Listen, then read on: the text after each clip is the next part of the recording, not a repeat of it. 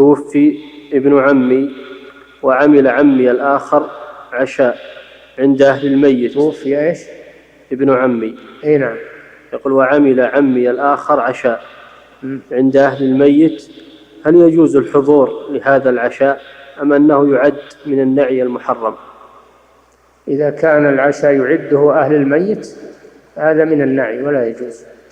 لا يجوز أن أهل الميت يصنعون الطعام للناس وينادونهم، هذا من النياحة، كما قال جرير بن عبد الله: كنا نعد صنعة الطعام والاجتماع إلى أهل الميت من النياحة.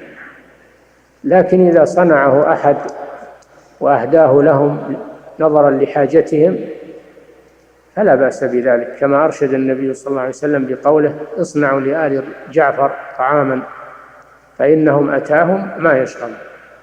فعمل الطعام على قدر حاجتهم وإهداؤه لهم هذا من السنة. أما أنهم هم اللي يعملون الطعام هذا من البدعة. نعم.